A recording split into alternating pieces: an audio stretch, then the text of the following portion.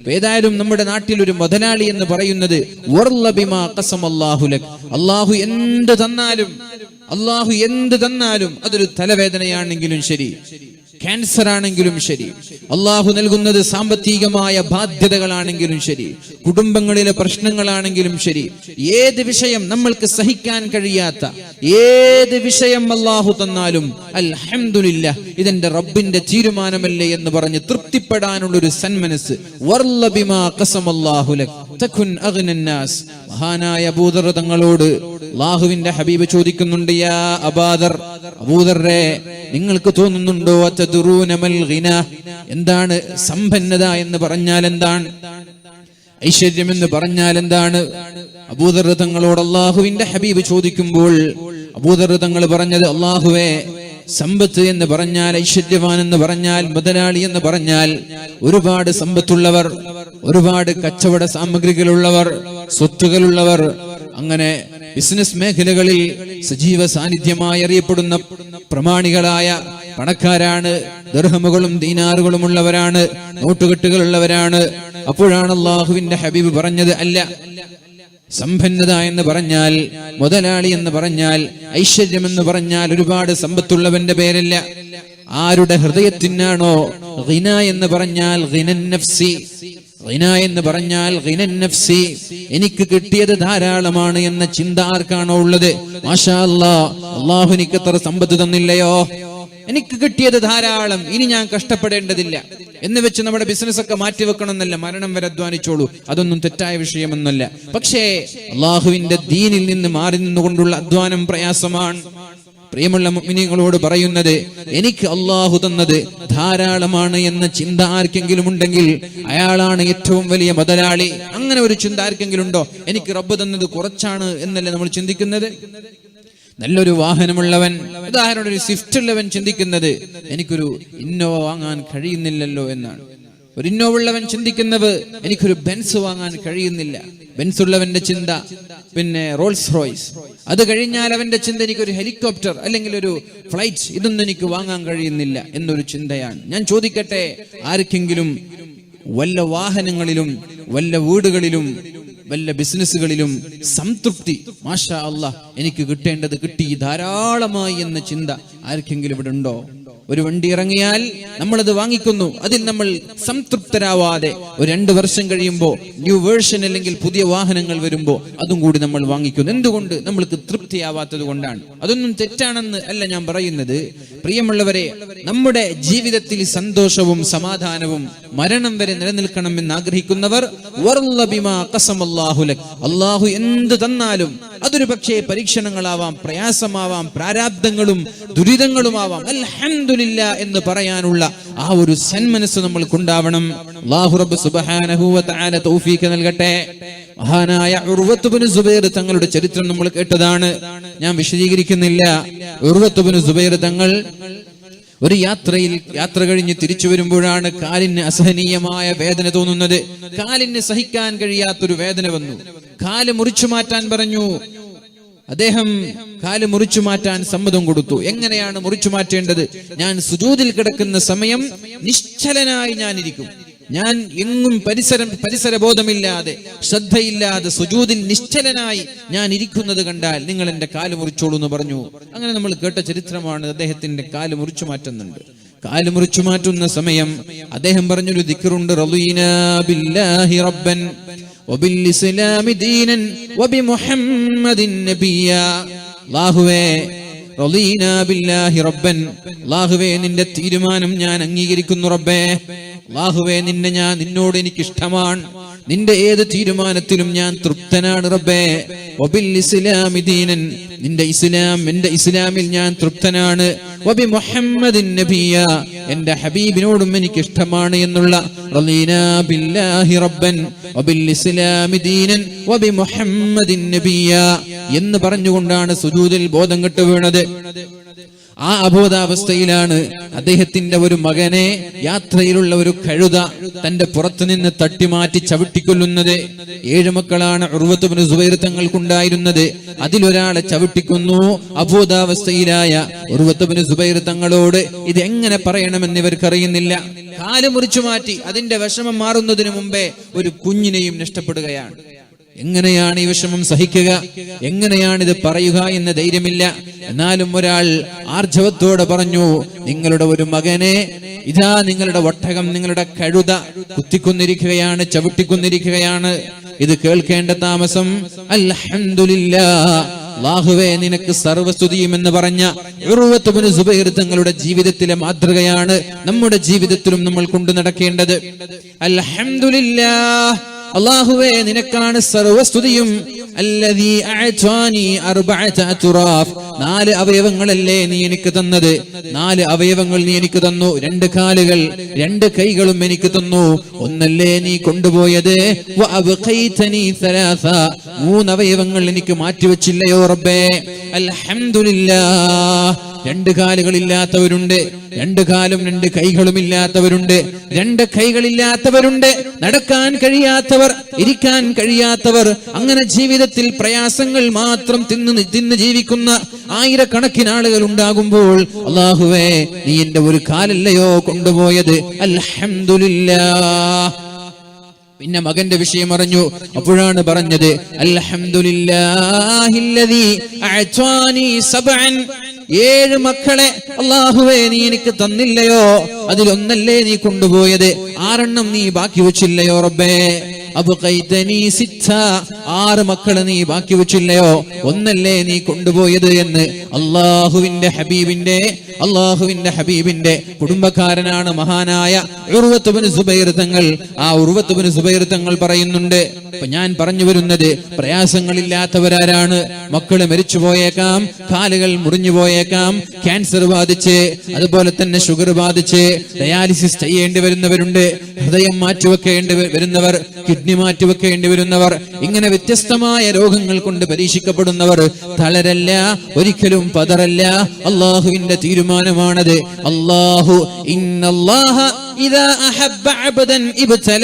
അള്ളാഹുവിന് ഒരാളോട് സ്നേഹം തോന്നിയാൽ, അള്ളാഹുവിന് ഒരാളോട് ഇഷ്ടം തോന്നിയാൽ അള്ളാഹു അയാളെ പരീക്ഷിക്കുമെന്ന് മുഹമ്മദുർ റസൂലുള്ളാഹ്. അള്ളാഹുവിന് സ്നേഹം തോന്നുന്നതിനനുസരിച്ച് അള്ളാഹു നമ്മെ പരീക്ഷിക്കുമെന്നാണ്. സ്നേഹം തോന്നുമ്പോൾ അള്ളാഹു പരീക്ഷിക്കുമെന്നാണ്. പരീക്ഷണങ്ങളിലൂടെ ജീവിക്കുന്ന നമ്മൾ മനസ്സിലാക്കേണ്ടത് അള്ളാഹുവിന് എന്നോട് ഇഷ്ടമുള്ളത് കൊണ്ടല്ലേ. ലോകത്താരാണ് പരീക്ഷണങ്ങൾ അനുഭവിക്കാത്തത്? മഹാനായ ആദം നബി അലൈഹിസ്സലാം മുതൽ അള്ളാഹുവിന്റെ ഹബീബ് വരെയുള്ള പ്രവാചകന്മാരുടെ ശൃംഖലകൾ എടുത്തു നോക്കുമ്പോ ഓരോ പ്രവാചകന്മാരും പരീക്ഷണങ്ങൾക്ക് വിധേയരായവരാണ്. ആദം നബി അലൈഹിസ്സലാം തന്റെ മകനെ, സ്വന്തം മകൻ തന്നെ വളരെ നിർദാക്ഷിണ്യമെന്ന് പറയട്ടെ, കാരുണ്യമില്ലാത്ത, കണ്ണിൽ ചോരയില്ലാതെ ഒരു പെണ്ണിന് വേണ്ടി തന്റെ മകനെ കൊന്നത് മഹാനായ ആദം നബി അലൈഹിസ്സലാം ജീവിക്കുമ്പോഴല്ലേ. ആരാകുന്നത് ഏതെങ്കിലും ഒരു ശത്രുവല്ല, സ്വന്തം മകൻ തന്റെ ജ്യേഷ്ഠനെ കൊല്ലുന്നത്. ഹാബീൽ എന്ന് പറയുന്ന മകൻ പെണ്ണിന്റെ പേരിൽ തന്റെ ജ്യേഷ്ഠനായ ഹാബീലിനെ കൊല്ലുന്നത് മഹാനായ ആദം നബി അലൈഹിസ്സലാം ജീവിച്ചിരിക്കുന്ന കാലത്തല്ലയോ ഉണ്ടായത്. എങ്ങനെയാണൊരു പിതാവിന് ഇത് സഹിക്കാൻ കഴിയുക? ഇബ്ലീസിന്റെ, പിശാചിന്റെ വസ്വാസ് മൂലം മറന്നുകൊണ്ടൊരു പ്രവൃത്തി ചെയ്തതിന്റെ പേരിൽ അള്ളാഹു സ്വർഗത്തിൽ നിന്ന് ഭൂമിയിലേക്ക് മഹാനായ ആദം നബി അലൈഹിസ്സലാമിനെ പറഞ്ഞേക്കുകയും 300 വർഷക്കാലം അള്ളാഹുവിനോട് കരഞ്ഞു ദുആ ചെയ്തില്ലയോ? റബ്ബനാ ളലംനാ അൻഫുസനാ വഇൻ ലം തഗ്ഫിർ ലനാ വതർഹംനാ ലനകൂനന്ന മിനൽ ഖാസിരീൻ. അല്ലാഹുവേ ഞാൻ എന്റെ ശരീരത്തോട് അതിക്രമം കാണിച്ചു റബ്ബേ. അല്ലാഹുവേ ഞാൻ എന്റെ ശരീരത്തോട് അതിക്രമം കാണിച്ചു റബ്ബേ. നീ പുറത്തു തന്നില്ലെങ്കിൽ ഞാൻ പരാജിതരിൽ പെട്ടുപോകുമല്ലാ, അതുകൊണ്ട് പുറത്തു തരണേ എന്ന് 300 വർഷക്കാലമാണ് ദുആ ചെയ്തത്. തന്റെ ഭാര്യയെ കാണാതെ ഹവ്വാ ബീവിയെ കാണാതെ 300 വർഷമല്ലയോ രണ്ടുപേരും അള്ളാഹുവിനോട് ദുആ ചെയ്ത് ഏകാന്തമായി നടന്നു നീങ്ങിയത്. കരഞ്ഞു കലങ്ങിയ കണ്ണുകളുമായി അള്ളാഹുവിലേക്ക് പശ്ചാത്തപിച്ചുകൊണ്ടേയിരുന്നത്. പറഞ്ഞു വരുന്നത്, ജീവിതത്തിൽ ആരാണ് പ്രയാസങ്ങൾ അനുഭവിക്കാത്തത്? ആദം നബി അലൈഹിസ്സലാം കഴിഞ്ഞു, പിന്നെ മഹാനായ നൂഹ് നബി അലൈഹിസ്സലാം കണ്ടില്ലയോ? ആർ തട്ടഹസിച്ചു വരുന്ന തിരമാലയുടെ മുമ്പിൽ തന്റെ മകൻ പിടഞ്ഞു വീഴുന്ന സാഹചര്യം. കപ്പലിലൂടെ പിതാവ് സഞ്ചരിക്കുന്നുണ്ട്. പക്ഷേ തന്റെ മകൻ വെള്ളത്തിൽ ഇങ്ങനെ മുങ്ങിക്കൊണ്ടിരിക്കുമ്പോഴാണ് ആർ തട്ടഹസിച്ചു വരുന്ന തിരമാലകൾക്കിടയിൽപ്പെട്ട് തന്റെ മകൻ ദാരുണമായി മരണപ്പെടുന്നത് മഹാനായ നൂഹ് നബി അലൈഹിസ്സലാം കണ്ടില്ലയോ? ഞാൻ ചോദിക്കട്ടെ, ഇങ്ങനെ ഒരു പ്രയാസം നമ്മുടെ ജീവിതത്തിൽ നമ്മൾ അനുഭവിച്ചാൽ എന്തായിരിക്കും നമ്മുടെ അവസ്ഥ? എന്തായിരിക്കും നമ്മുടെ സാഹചര്യം? എന്തായിരിക്കും നമ്മുടെ മാനസികമായ അവസ്ഥ? എന്തായിരിക്കും? മഹാനായ നൂഹ് നബി അലൈഹിസ്സലാം ഉടനെ തന്നെ അല്ലാഹുവിനോട് ദുആ ചെയ്തില്ലേ, അല്ലാഹുവേ ഇന്ന വഅദകൽ ഹഖ്, അല്ലാഹുവേ നീ ഒരു കരാർ തന്നിട്ടുണ്ട്, നിന്റെ കുടുംബം ഒരിക്കലും നരകത്തിൽ കിടക്കൂല എന്ന കരാർ തന്നിട്ടില്ലയോ? എന്റെ മകനെ ഒരു കാരണവശാലും നീ നരകത്തിൽ കിടത്താൻ പാടില്ല റബ്ബേ, എന്റെ മകൻ നരകത്തിൽ കിടക്കാൻ പാടില്ല റബ്ബേ എന്ന് അല്ലാഹുവിനോട് കരഞ്ഞു ദുആ ചെയ്തു മഹാനായ നൂഹ് നബി അലൈഹിസ്സലാം. അപ്പോഴല്ലയോ അല്ലാഹു ദേഷ്യപ്പെടുന്നത്, നൂഹ് നബിയെ അറിയാത്ത വിഷയങ്ങൾ എന്നോട് ചോദിക്കരുത്. ഇന്നഹു അമലുൻ ഗൈറു സാലിഹ്, നിങ്ങളുടെ മകൻ ഒരു സാലിഹായ മകനല്ല, അതുകൊണ്ട് നിങ്ങളുടെ കുടുംബമല്ല. ലൈസ മിൻ അഹ്ലിക്, നിങ്ങളുടെ മകനാണെന്ന് പറയാൻ കഴിയില്ല. അതുകൊണ്ട് നൂഹ് നബിയെ നിങ്ങളുടെ മകൻ നരകത്തിലായിരിക്കുമെന്ന് അല്ലാഹു സന്ദേശം നൽകിയില്ലയോ? മഹാനായ നൂഹ് നബി അലൈഹിസ്സലാമിന് ആരാണ് ജീവിതത്തിൽ പ്രയാസങ്ങൾ അനുഭവിക്കാത്തത്? മഹാനായ ഇബ്രാഹിം നബി അലൈഹിസ്സലാമിനെ കത്തിജ്വലിച്ചുകൊണ്ടിരിക്കുന്ന തീക്കുണ്ടാരത്തിലേക്ക് വലിച്ചെറിഞ്ഞപ്പോ യാതൊരു മടിയുമില്ലാതെയല്ലയോ അതിലേക്ക് ചാടാൻ ഇബ്രാഹിം നബി തയ്യാറായത്? അതിനേക്കാളും വലിയ പരീക്ഷണമല്ലയോ 100 വർഷക്കാലം മഹാനായ ഇബ്രാഹിം നബി അലൈഹിസ്സലാം അല്ലാഹുവിനോട് ദുആ ചെയ്തത്? റബ്ബി ഹബ്ലി മിനസ് സാലിഹീൻ, അല്ലാഹുവേ സാലിഹായ ഒരു കുഞ്ഞിനെ താ അല്ലാഹ്, സാലിഹായ ഒരു കുഞ്ഞിനെ താ അല്ലാഹ്. റബ്ബി ഹബ്ലി മിനസ് സാലിഹീൻ റബ്ബനാ ഹബ് ലനാ മിൻ ലദുക ദുർരിയതൻ ത്വയ്യിബ ഇന്നക സമീഉദ് ദുആ. അല്ലാഹുവേ നീ ദുആഇന് ഉത്തരം നൽകുന്നവരാണല്ലോ, കൺകുളിർമയുള്ള മക്കളെ നൽകണേ എന്ന് മഹാനായ ഇബ്രാഹിം നബി അലൈഹിസ്സലാം ദുആ ചെയ്തില്ലയോ? പിന്നെയും ദുആ ചെയ്തു. ഖുർആനിൽ വ്യത്യസ്തമായ പ്രാർത്ഥനകൾ കാണാം. മക്കളില്ലാത്ത ആളുകൾ അല്ലാഹുവിനോട് നിരന്തരമായി ദുആ ചെയ്യേണ്ട 4ഓളം പ്രാർത്ഥനകൾ പരിശുദ്ധമായ ഖുർആനിൽ കാണുന്നുണ്ട്. ഒന്ന്, റബ്ബനാ ഹബ് ലനാ മിൻ അസ്വാജിനാ വദുർരിയാതിനാ ഖുർറത അഅ്യുനിൻ വജഅൽനാ ലിൽ മുത്തഖീന ഇമാമാ. 2, റബ്ബനാ ഹബ് ലനാ മിൻ ലദുക ദുർരിയതൻ ത്വയ്യിബ ഇന്നക സമീഉദ് ദുആ. 3, റബ്ബി ഹബ്ലി മിനസ് സാലിഹീൻ. 4, اللهم رب لا تذرني فردا وأنت خير الوارثين.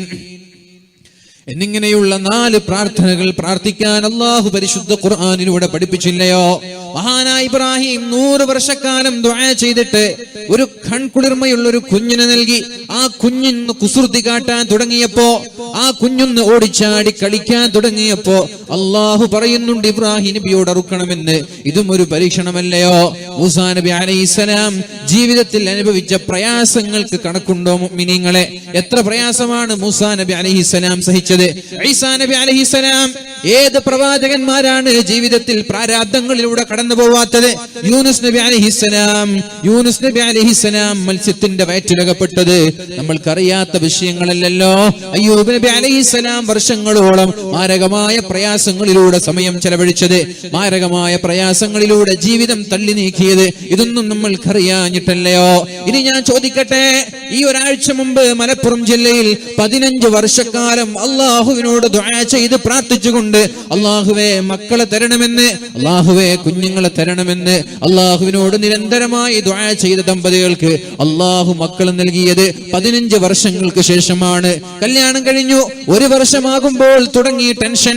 എന്തേ കുട്ടികൾ ഉണ്ടാവാത്തത്? അല്ലാഹു ഞങ്ങൾക്ക് മക്കളെ തരില്ലയോ? അല്ലാഹു ഞങ്ങൾക്ക് മക്കളെ തരില്ലയോ? വല്ല കുറവും ഞങ്ങൾക്കുണ്ടോ എന്ന വേദനയോടെ ഭർത്താവും ഭാര്യയും സമയം ചെലവഴിക്കുമ്പോൾ 15 വർഷക്കാലം അല്ലാഹുവിനോട് നിരന്തരമായി ദുആ ചെയ്തിട്ടാണ് മലപ്പുറം ജില്ലയിലുള്ള ഒരു സഹോദരൻ അല്ലാഹു 3 മക്കളെ നൽകിയത്. അല്ലാഹു 3 മക്കളെ നൽകി. എന്നാൽ നിങ്ങൾ കേൾക്കണോ ഈ സംഭവം? 3 മക്കളെയും അല്ലാഹു ഒന്നിച്ചു കൊണ്ടുപോയാൽ എന്തായിരിക്കും അവസ്ഥ? 3 മക്കളാണ് അള്ളാഹു നൽകിയത്. ആ 3 മക്കളെയും കുളിച്ചുകൊണ്ടിരിക്കുമ്പോൾ ഒരു പുഴയിൽ വീണ് മരിക്കേണ്ട ദയനീയമായ ഒരു ചിത്രം നമ്മൾ ഒരാഴ്ച മുമ്പാണ് കണ്ടത്. നിങ്ങൾ ആലോചിക്കണം, എത്ര പ്രയാസമാണ് ഇതൊക്കെ. എങ്ങനെയാണ് ഒരു മനുഷ്യൻ സഹിക്കുന്നത്? എങ്ങനെയാണ് ഇതൊക്കെ ഒരു മനുഷ്യൻ സഹിക്കുന്നത്? ഈ സാഹചര്യത്തിൽ പിടിച്ചു നിൽക്കാനുള്ള കഴിവ്, ഈ സാഹചര്യത്തിൽ പതറാതെ അള്ളാഹുവിൽ വിശ്വസിച്ച് അള്ളാഹുവിന്റെ തീരുമാനത്തിൽ തൃപ്തിയോടെ പതറാതെ മുന്നേറാനുള്ള ഒരു ചെങ്കൂറ്റം നമ്മൾക്കുണ്ടായാൽ അവിടെയാണ് വിജയമുള്ളത്. അവർക്കാണ് അല്ലാഹു തആല മഹ്ശറ ലോകത്ത് മനോഹരമായ സ്വർഗീയ കൊട്ടാരങ്ങൾ ഒരുക്കി വെക്കുന്നത്. പ്രയാസങ്ങളില്ലാത്തവർ ആരാണ്? മഹാനായ ഉർവത്ത് ഇബ്നു സുബൈർ തങ്ങൾ തന്റെ കാല് നഷ്ടപ്പെട്ടു, തന്റെ മകനെയും നഷ്ടപ്പെട്ടു. ഖലീഫയുടെ കൊട്ടാരത്തിലേക്ക് എത്തുമ്പോഴാണ് വയസ്സായ ഒരു വൃദ്ധനെ കാണാനിടയായത്. ഖലീഫ പറഞ്ഞു, ഉർവാ, ഈ വയസ്സനോടൊന്ന് സംസാരിക്കൂ. ഉർവാ, ഈ വയസ്സനോടൊന്ന് സംസാരിച്ചു നോക്കൂ. ഉർവ, ഖലീഫയ്ക്കറിയാം മഹാനായ ഉർവ തങ്ങൾ വലിയ പ്രയാസത്തിലാണ് എന്ന്, മകൻ മരിച്ച വേദനയിലാണ് എന്നറിയാം. ഉർവ സംസാരിക്കാൻ തുടങ്ങി. എന്താ നിങ്ങളുടെ കഥ, ഒന്ന് പറഞ്ഞു തരുമോ എന്ന് ചോദിച്ചു. അപ്പോഴാണ് ആ മനുഷ്യൻ പറയാൻ തുടങ്ങിയത്, ഞാൻ ഇന്ന നാട്ടിൽ ജീവിച്ചിരുന്ന ഒരാളാണ്. അള്ളാഹു ഇഷ്ടം പോലെ സമ്പത്ത് നൽകി, അള്ളാഹു ധാരാളം സമ്പാദ്യങ്ങൾ നൽകി, ഒരുപാട് മക്കളെ നൽകി, മനോഹരമായ വീടുണ്ടായി. നാട്ടിൽ ഏറ്റവും അന്തസ്സോടെ ജീവിച്ചിരുന്ന ഞാൻ ഒരു രാത്രിയിൽ കിടന്നുറങ്ങുമ്പോഴാണ് ശക്തമായ പ്രളയം ഞങ്ങളുടെ നാട്ടിലുണ്ടായത്. ഉരുൾപൊട്ടലുണ്ടായ ക്ഷീണം ഇന്ന് വരെ തീർന്നിട്ടില്ല. വയനാടിന്റെ മേഖലകളിൽ അതുപോലെ തന്നെ മറ്റുള്ള പല മേഖലകളിലും ഉരുൾപൊട്ടലിന്റെ വേദന, ഉരുൾപൊട്ടലിന്റെ ക്ഷീണം മാറിയിട്ടില്ല. അല്ലാഹുവേ, അവർക്കൊക്കെ പെട്ടെന്ന് റീകവർ ചെയ്യാനുള്ള തൗഫീഖ് നൽകണേ അല്ലാഹ്. 15 വർഷക്കാലം ഗൾഫിൽ നിന്ന്, 15 വർഷക്കാലം വിദേശത്ത് നിന്ന്, മക്കളെ കാണാതെ, ഭാര്യയെ കാണാതെ, വിയർപ്പ് നീരാക്കി, ചോര നീരാക്കി കഷ്ടപ്പെട്ടുണ്ടാക്കിയ വീട് ഒരു സുപ്രഭാതത്തിൽ ഒഴുകിപ്പോവുക, ഒരു സുപ്രഭാതത്തിൽ തകർന്നു പോവുക. ഒരു മനുഷ്യന്റെ സ്വപ്നം എന്നുള്ളത് ദീനിയായ സാലിഹത്തായ ഒരു പെണ്ണ് കിട്ടണം, മനോഹരമായ ഒരു വീട് വേണം, നല്ലൊരു വാഹനം വേണം എന്നൊരു ചിന്തയാണ് ഓരോ മനുഷ്യനും ഉണ്ടാവുന്നത്. എന്നാൽ നമ്മുടെ ഭാര്യ, നമ്മുടെ വാഹനം, നമ്മുടെ മക്കൾ, നമ്മുടെ വീട്, നമ്മുടെ സമ്പാദ്യമെല്ലാം ഒരു സുപ്രഭാതത്തിൽ എല്ലാം തകർന്നു പോയാൽ എങ്ങനെയാണ് നമ്മൾക്ക് പിടിച്ചു നിൽക്കാൻ കഴിയുന്നത്? ഈ മനുഷ്യൻ പറയുകയാണ്, എന്റെ സമ്പാദ്യങ്ങളും എന്റെ വാഹനങ്ങളും എന്റെ മൃഗങ്ങളും എന്റെ വീടും എന്റെ എല്ലാ സ്വത്തുകളും എല്ലാം ഒരു ശക്തമായ പ്രളയത്തിലൂടെ, ഉരുൾപൊട്ടലിലൂടെ ഒലിച്ചുപോയി. അങ്ങനെ ഓരോ ആളുകൾ ഓരോ മേഖലകളിൽ ബാക്കിയായി. പിറ്റേ ദിവസം രാവിലെ ഇതെല്ലാം ഒന്ന് അടങ്ങിയപ്പോ, ഇതെല്ലാം ഒന്ന് ശമിച്ചപ്പോഴാണ് ഞാനൊന്ന് എണീറ്റത്. അങ്ങനെ ഞാൻ നോക്കുമ്പോ എന്റെ ഭാര്യയെ കാണുന്നില്ല, എന്റെ മക്കളെ കാണുന്നില്ല, എന്റെ മൃഗങ്ങളെ കാണുന്നില്ല, എന്റെ വീട് തകിടം മറിഞ്ഞിട്ടുണ്ട്. ഇനി എന്താണുള്ളത്? അങ്ങനെ ചിന്തിച്ചിരിക്കുമ്പോൾ ഒരു കുഞ്ഞിനെ കണ്ടു. എന്റെ ചെറിയ ഒരു കുഞ്ഞ്, പറക്കുമുറ്റാത്ത മുലപ്പാല് കുടിക്കുന്ന ഒരു പിഞ്ചു പൈതലിനെ എനിക്ക് കാണാനിടയായി. ആ കുഞ്ഞിനെ ഞാനൊന്ന് ഓടിപ്പോയി വാരിക്കോരിയെടുത്ത് എന്റെ മാറത്തോട് ചേർത്ത് വെച്ച് ആശ്വസിക്കുമ്പോഴാണ് എന്റെ ഒരു വാഹനം ഒരൊട്ടകം എന്റെ കൂടെ ഉണ്ടായിരുന്നു. ആ ഒരൊട്ടകവും ഈ കുഞ്ഞുമല്ലാതെ വേറൊന്നുമില്ല, മറ്റുള്ളതെല്ലാം ചത്തുപോയി. ഇനി എനിക്ക് എന്റെ ഈ ഒട്ടകത്തിലൂടെ എവിടേക്കെങ്കിലും പോയി രക്ഷപ്പെടണം, എങ്ങനെയെങ്കിലും ജീവിക്കണം എന്നുള്ള ചിന്തയോടെ കുഞ്ഞിനെ മാറത്തോട് ചേർത്ത് തന്റെ ഒട്ടകത്തെ സമീപിക്കുമ്പോഴാണ് ഒട്ടകം അവിടെ നിന്ന് ഓടിപ്പോകുന്നത്. ഒട്ടകത്തിന്റെ പിന്നാലെ ഈ മനുഷ്യനും ഓടാൻ തുടങ്ങി. ഒട്ടകത്തെ കിട്ടിയില്ല. അവസാനം എന്ത് ചെയ്തു? തന്റെ ഒരു കുഞ്ഞിനെ ഭദ്രമായൊരു സ്ഥലത്ത് അവിടെ കിടത്തി ഒട്ടകത്തിന്റെ പിന്നാലെ ഓടുമ്പോഴാണ് ഒരു ശബ്ദം കേൾക്കുന്നത്. ആ ശബ്ദം കേട്ട് തിരിഞ്ഞു നോക്കിയപ്പോൾ തന്റെ പറക്കുമുറ്റാത്ത, എട്ടും പൊട്ടും തിരിയാത്ത പിഞ്ചു പൈതലിനെ ഒരു ചെന്നായ കടിച്ചു വരിച്ചു കൊണ്ടുപോവുകയാണ്. ഞാൻ എന്റെ കുഞ്ഞിന്റെ പിന്നാലെ ഓടി, ചെന്നായയുടെ പിന്നാലെ ഓടി. ഇല്ല, ചെന്നായ വിടുന്ന മട്ടില്ല. എന്റെ കുഞ്ഞിനെയും കൊണ്ട് ചെന്നായ ഓടിക്കളഞ്ഞു. എന്റെ കുഞ്ഞിന് ഇഷ്ടപ്പെട്ടു. ഇനി ഏതായാലും എന്റെ ഒട്ടകം ലഭിക്കുമല്ലോ എന്ന പ്രതീക്ഷയോടെ ഒട്ടകത്തിന്റെ പിന്നാലെ പോയി. ഒട്ടകത്തെ കിട്ടുമെന്നുള്ള ആ ഒരു സാഹചര്യം എത്തിയപ്പോൾ അതിന്റെ പിൻകാല് കൊണ്ടൊരു ചവിട്ടുകയുണ്ടായി. അതോടെ എന്റെ 2 കണ്ണുകളും തെറിച്ചുപോയി. അന്ധനാണിന്ന്. എന്റെ 2 കണ്ണിന്റെ കാഴ്ചശക്തി പോയി. എന്റെ മുഖം വികൃതമായി. സമ്പത്ത്, ഭാര്യ, മക്കൾ, വീട്, വാഹനം എല്ലാം നഷ്ടപ്പെട്ട് ഒരു വൃദ്ധനായ ഒരു പിതാവ്. എന്നിട്ടും വേദനയില്ലാതെ അൽഹംദുലില്ലാഹ്, അല്ലാഹുവേ, നിന്നെ സ്തുതിക്കാനുള്ള ഒരു കഴിവ് നീ എനിക്ക് തന്നുവല്ലോ എന്ന് മഹാനായ ഉർവ തങ്ങളോട് പറയുമ്പോൾ നമ്മൾ അനുഭവിച്ച പ്രയാസങ്ങളല്ല, നമ്മൾ കണ്ട പ്രയാസങ്ങളൊന്നും പ്രയാസമല്ല. നമ്മുടെ കേരളത്തിന് പുറത്തുള്ള പല ജില്ലകളിൽ പല സംസ്ഥാനങ്ങളിൽ നിരന്തരമായി മുസ്ലിമായതിന്റെ പേരിൽ നിരന്തരമായി ചെറിയ ചെറിയ കുഞ്ഞുങ്ങളെ കാരുണ്യമില്ലാതെ കണ്ണിൽ ചോരയില്ലാതെ നിർദാക്ഷിണ്യം വധിച്ചുകൊണ്ടിരിക്കുന്ന രംഗങ്ങൾ കാണുമ്പോൾ എന്റെ പ്രിയമുള്ള മുഅ്മിനീങ്ങളെ നമ്മുടെ മനസ്സൊന്ന് പിടക്കാറുണ്ട്, നമ്മുടെ മനസ്സ് വേദനിക്കാറുണ്ട്. പക്ഷേ ഇതൊന്നുമല്ല, ഇതിനേക്കാളും എത്രയോ വലിയ പ്രയാസങ്ങൾ നേരിട്ടിട്ടാണ് മുസ്ലിം സമൂഹം ഇവിടെ എത്തിയത്. ഇതിനേക്കാളും വലിയ പ്രയാസങ്ങളും പ്രാരാബ്ദങ്ങളും സഹിച്ചിട്ടാണ് മഹാനായ ഖബ്ബാബ് ഇബ്നുൽ അറത്ത് തങ്ങൾ അല്ലാഹുവിന്റെ ഹബീബിന്റെ സമീപത്തേക്ക് കടന്നു വരുന്നുണ്ട്.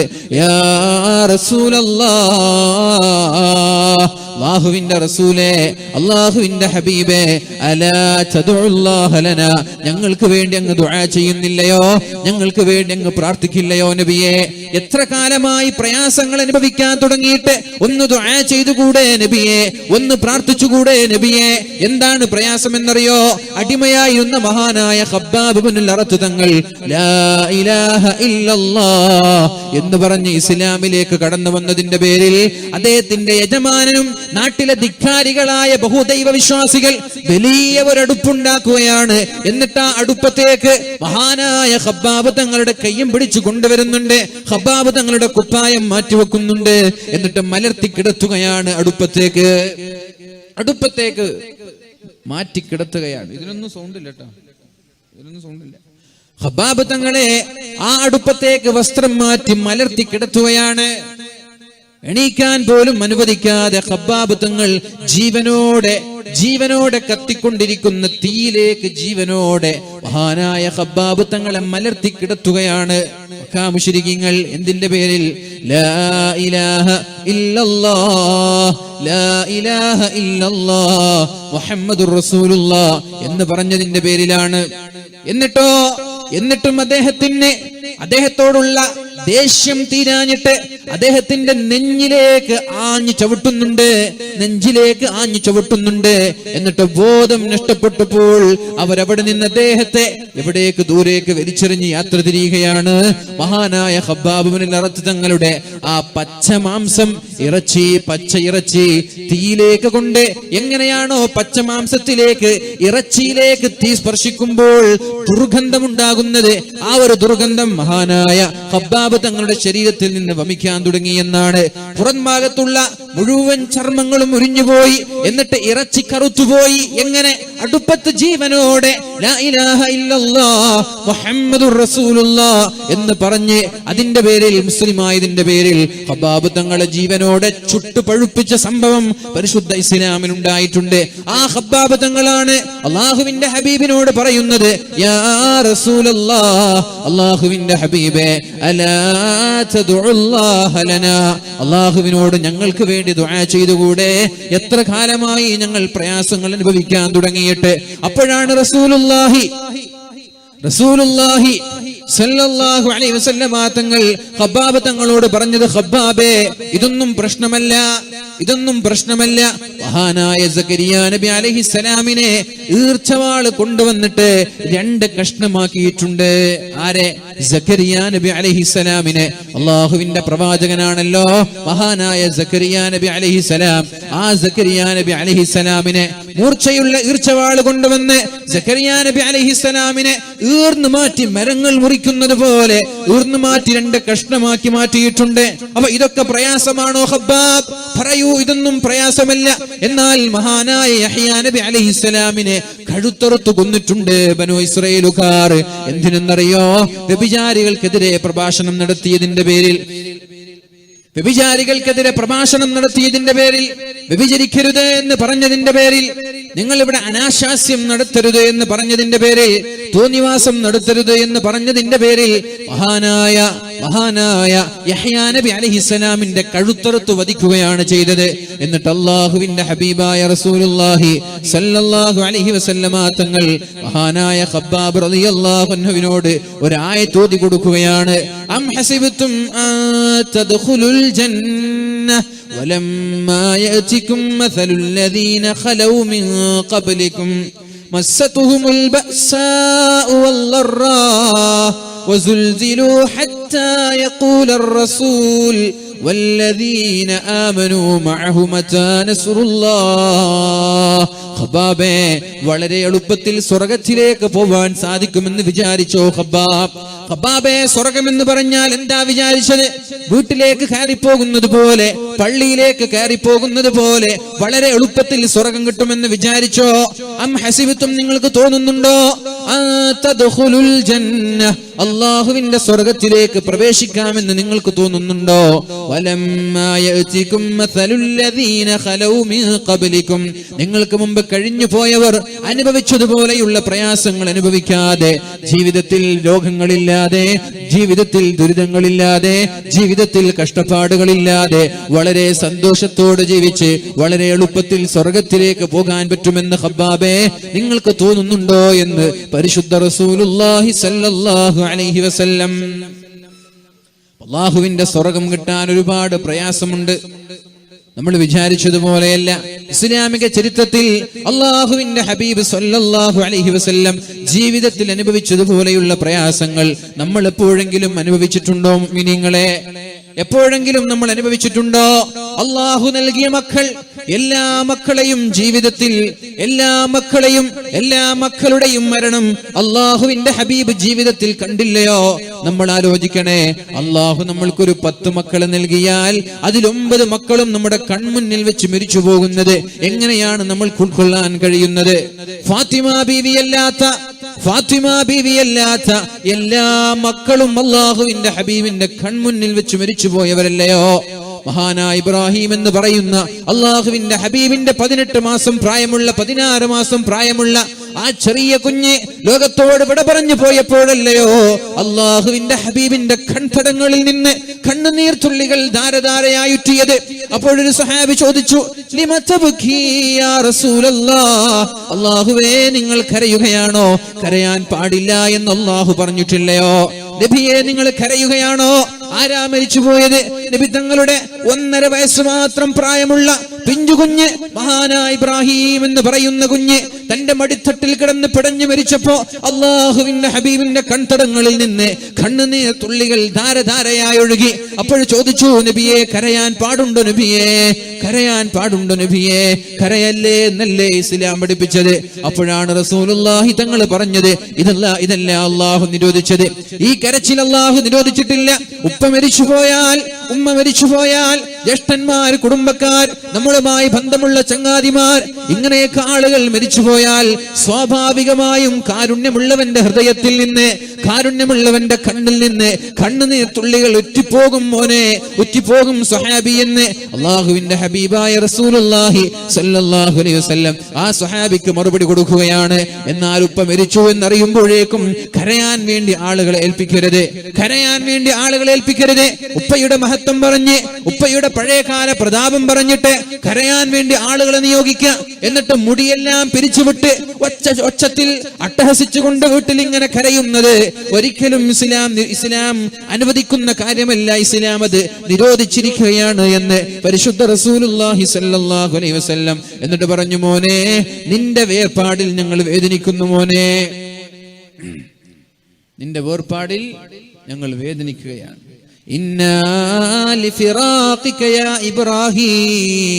ഇബ്രാഹിമേ നിന്റെ വേർപാടിൽ ഞങ്ങൾക്ക് വേദനയുണ്ട് എന്ന് പരിശുദ്ധ റസൂലുള്ളാഹി സ്വല്ലല്ലാഹു അലൈഹി വസല്ലം. ആരാ മരിച്ചു പോവാത്തത്? ഫാത്തിമ ബീവിയല്ലാതെ മറ്റുള്ള എല്ലാ മക്കളും അല്ലാഹുവിന്റെ ഹബീബിൽ നിന്ന് മരിച്ചുപോയില്ലയോ? അല്ലാഹുവിന്റെ ഹബീബ് സല്ലല്ലാഹു അലൈഹി വസല്ലം തന്റെ മാതാവിന്റെ ഖബറിടത്തിൽ പോയി കരയുന്നത് സ്വഹാബാക്കൾ കാണുമ്പോൾ സ്വഹാബാക്കൾ ഒന്നടങ്കം പൊട്ടിക്കരഞ്ഞു എന്നാണ്.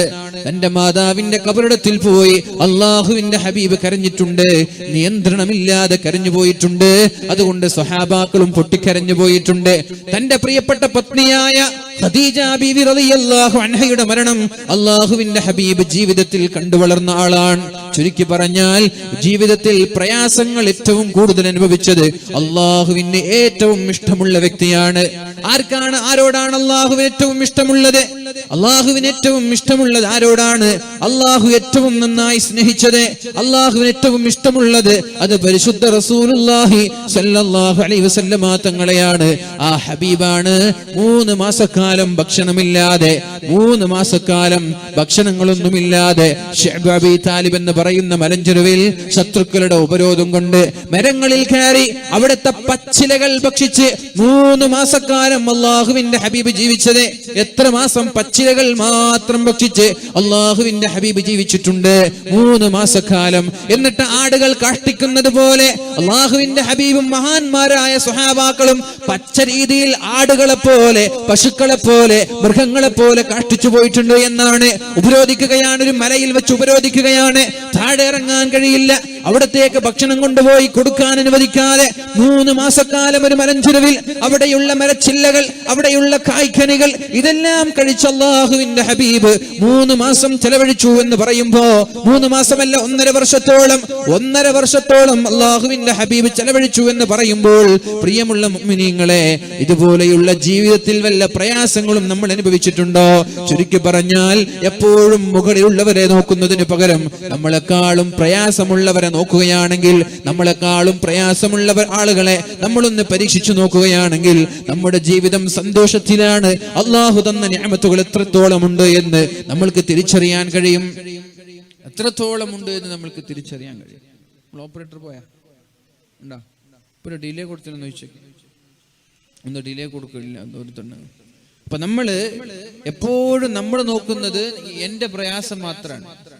ഞാൻ എന്റെ പ്രയാസം മാത്രം നോക്കുകയാണ്. എന്നാൽ ഒന്ന് ഇറങ്ങിത്തിരിക്കണം. നാടില് വീട്ടിലൊക്കെ ഒന്ന് ഇറങ്ങണം. ഇറങ്ങിയിട്ട് അവിടെയൊക്കെ ദുരിതം അനുഭവിക്കുന്ന ആളുകളെ നമ്മൾ തിരിച്ചറിയണം. അങ്ങനെ നമ്മൾ തിരിച്ചറിഞ്ഞു എന്നിട്ട് നമ്മുടെ ജീവിതത്തിലേക്കൊന്ന് നോക്കുമ്പോ നമ്മളൊന്നുമല്ല, നമ്മളെക്കാളൊക്കെ പ്രയാസം അനുഭവിക്കുന്നവർ ഇഷ്ടം പോലെ ഉണ്ട് എന്ന് തിരിച്ചറിയാൻ കഴിയും. അതാണ് ആദ്യം നബി തങ്ങൾ പറഞ്ഞത്. ഞാൻ ആദ്യം പറഞ്ഞ ഹദീസ് അതാണ്. ഒരിക്കലും ഉൻദുറു ഇലാ മൻ ഹുവ ദൂനകും വലാ തൻദുറു ഇലാ മൻ ഹുവ ഫൗഖകും. എപ്പോഴും താഴേക്കിടയിലുള്ള ആളുകളെ മാത്രം നോക്കിയാൽ മതി, മുകളിലുള്ളവരിലേക്ക് നോക്കരുത്. എക്കോ അല്ല ഞാൻ ഉദ്ദേശിച്ചത്. താഴേക്കിടയിലുള്ള ആളുകളെ മാത്രം നോക്കിയാൽ മതി, മുകളിലുള്ള ആളുകളെ നോക്കരുത്. അങ്ങ് നോക്കുന്നതിനനുസരിച്ച് ജീവിതത്തിൽ പ്രയാസങ്ങളായിരിക്കും. അതോടൊപ്പം അല്ലാഹു നിങ്ങൾക്ക് എന്ത് തന്നാലും അത് പൈസയാവാം, ദാരിദ്ര്യമാവാം, രോഗമാവാം, പ്രയാസങ്ങളാവാം, എന്ത് തന്നാലും അൽഹംദുലില്ലാ എന്ന് പറയാനുള്ള ആ ഒരു കരുത്ത് നമ്മൾക്ക് കിട്ടണം. അല്ലാഹു നൽകട്ടെ, അല്ലാഹു നമ്മൾക്ക് നൽകട്ടെ.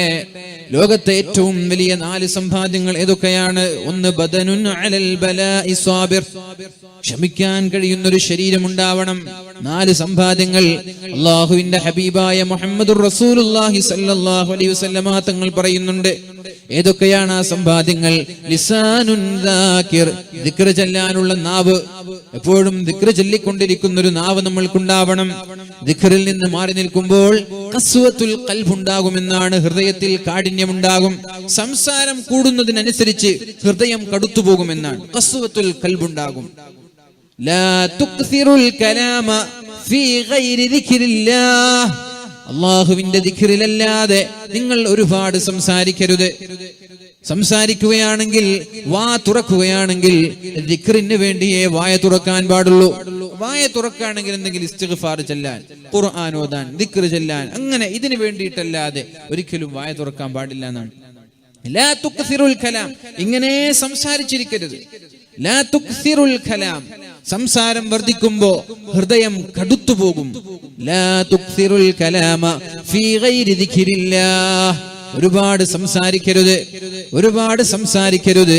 സംസാരിക്കുന്തോറും അല്ലാഹുവിൽ നിന്ന് അകലുമെന്നാണ്. ഫഇന്ന ഖസ്വത്തൽ ഖൽബി, ഹൃദയം കടുത്തുപോയാൽ നമ്മൾ അറിയാതെ നമ്മൾ അല്ലാഹുവിൽ നിന്ന് അകന്നു പോകുമെന്നാണ്. അല്ലാഹുവിൽ നിന്ന് അകലുന്തോറും നരകത്തിലേക്ക് നമ്മൾ അടുക്കുമെന്നാണ്.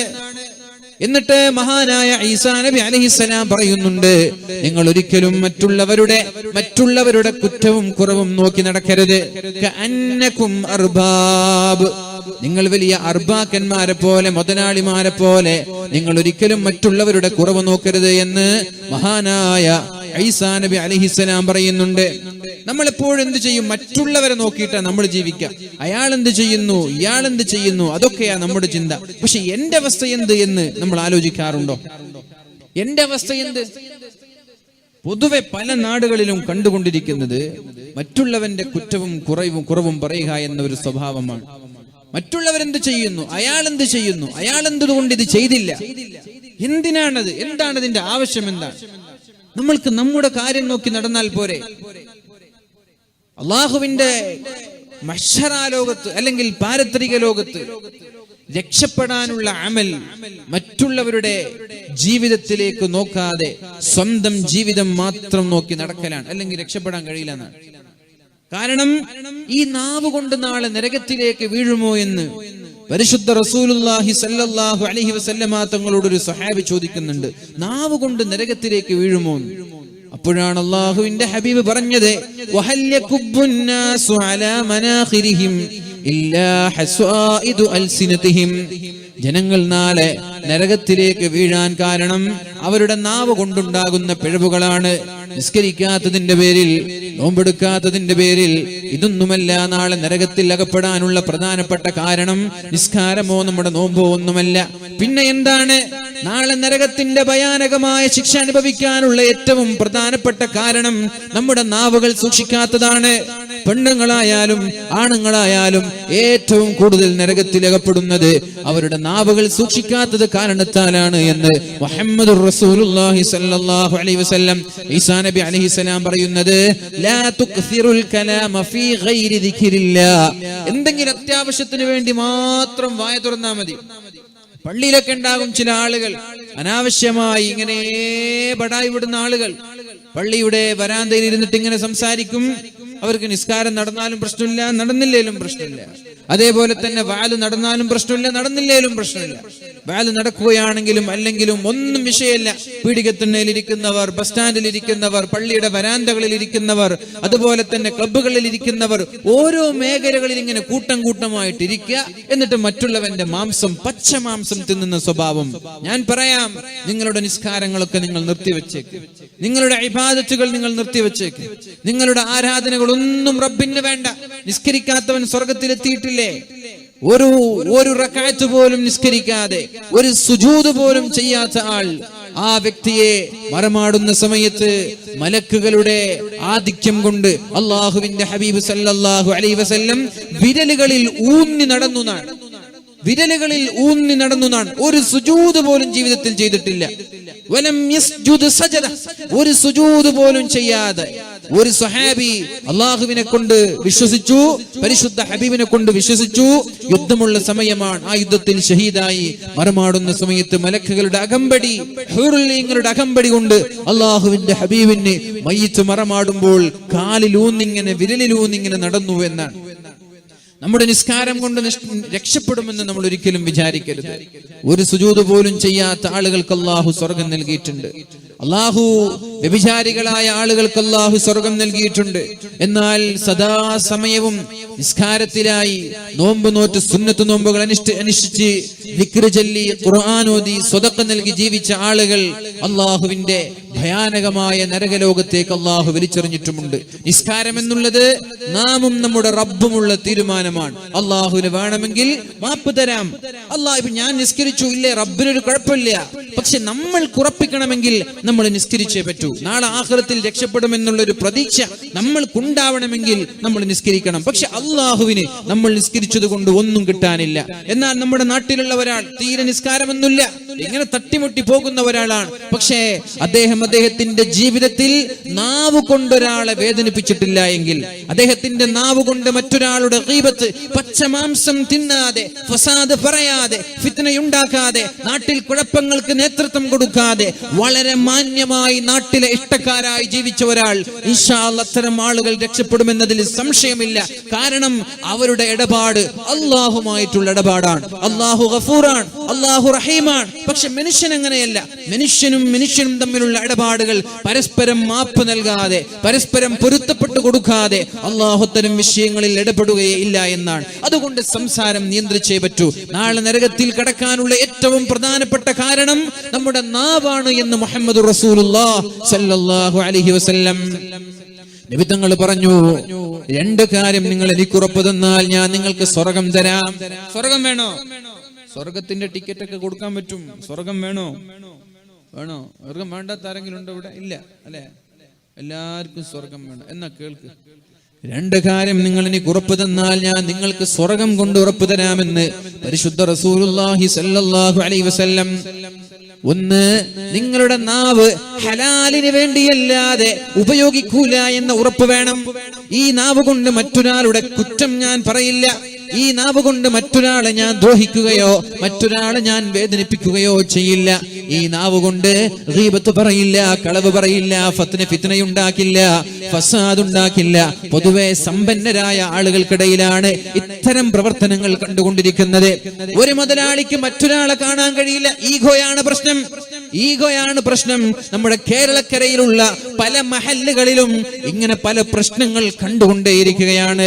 നമ്മുടെ കേരളക്കരയിലുള്ള പല മഹല്ലുകളിലും ചില മഹല്ലുകളിലുള്ള പ്രശ്നം സംഘടനയാണെങ്കിൽ, ചില മഹല്ലുകളിലുള്ള പ്രശ്നം രാഷ്ട്രീയമാണെങ്കിൽ, എന്നാൽ ഒരു രാഷ്ട്രീയമില്ല, സംഘടന ഒന്നാണ്, രാഷ്ട്രീയമൊന്നാണ്. എന്നാൽ അത്തരം മഹല്ലുകളിൽ ഉണ്ടാകുന്ന പ്രശ്നം മുതലാളിമാർക്കിടയിലുള്ള ഈഗോ പ്രശ്നമാണ്.